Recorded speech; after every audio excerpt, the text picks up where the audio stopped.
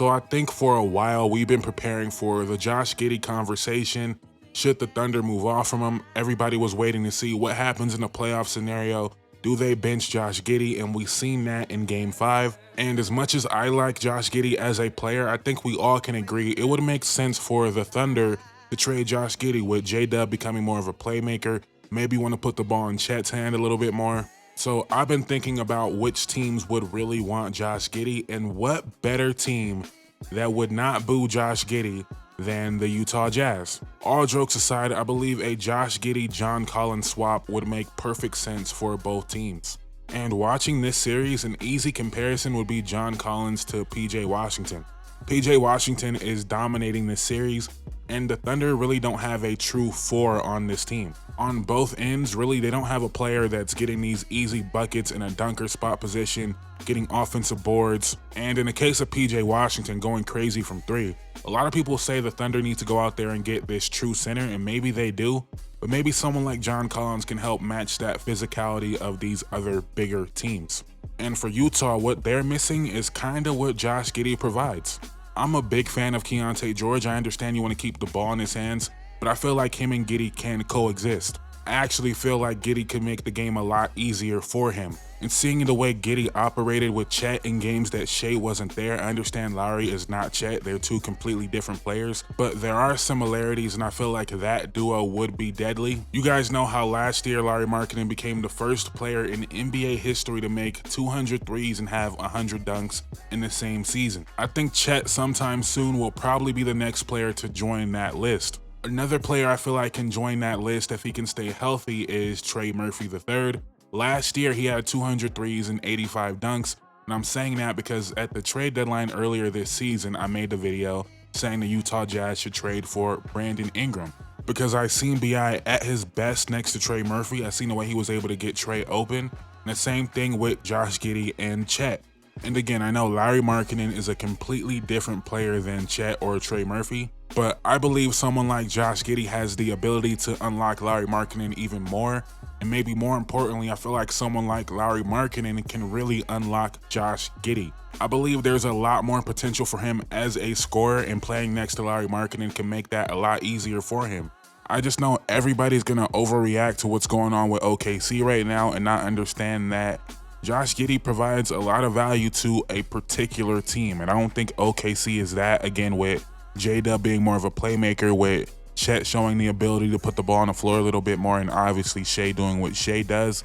But this dude averaged 12.6 boards and 5 assists in 25 minutes this year. He's definitely not for everybody, especially when you share the backcourt with another player that doesn't really take threes in Shai, and that's not a shot at Shai, just reality of the situation. But if he can get to somewhere where his skill set is really needed, I don't think it's that far-fetched to say Josh Giddey could be a borderline all-star. And I know in today's NBA, stats don't really hold the same weight they used to. Everybody's putting up triple-doubles, everyone's averaging 5-6 assists. But I just want to throw it out there, per 36 for his career, and I know that's also a flawed measurement, but per 36 for his career, he's averaging 17 points, 9 boards, and 7 assists. And he's doing that next to a guy that just averaged 32 years back-to-back.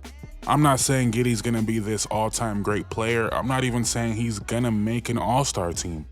But the idea to act like this dude has no value on a basketball court is kind of crazy. And I can be honest and look around and say there's not that many teams that should be knocking on OKC's door for Josh Giddey.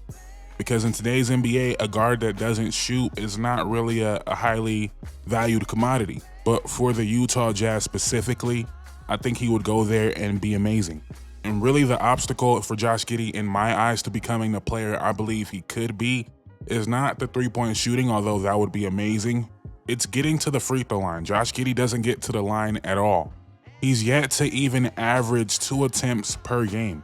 And to me, that is the low-hanging fruit for Josh Giddey. If he's able to get that up to 5 attempts per game, and it's not like he's this small guard, he's bigger than most people guarding him. He just takes a lot of floaters and doesn't get all the way to the rim, which is good to have in your bag. I just feel like as he gets older, more experienced, he's going to be getting to the line a little bit more.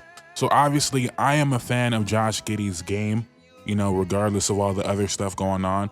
And like I said, Utah probably won't mind the other stuff going on.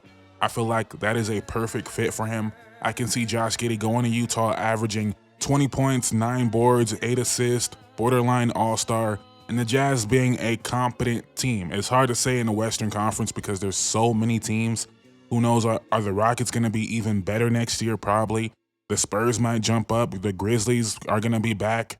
There's so many variables in the Western Conference, but overall, I think they will be amongst that crowd if this trade happens. And maybe I'm completely wrong. Maybe I'm seeing all the hate Josh Giddey's getting right now and I'm overreacting to it. I just don't think Josh Giddey is a bad basketball player, and that is the way it's being painted right now. You're hearing the Ben Simmons comparisons, and I don't think that's a bad comp if we're talking about the offensive side of the basketball, but even Josh Giddey is not afraid to shoot the ball. He's not turning down shots like Ben Simmons, but you guys let me know if you have any belief in Josh Giddey as a player, and if you do, if not Utah, well, let me know if you agree with the Utah fit, but if not Utah, let me know where you would like to see Josh Giddey go, because thinking about it, Utah was clearly the best fit in my eyes, but you guys let me know in the comments down below. If you would be kind enough to subscribe, kind enough to like the video, I would greatly appreciate it. Thank you guys so much for watching. I'm out. Peace.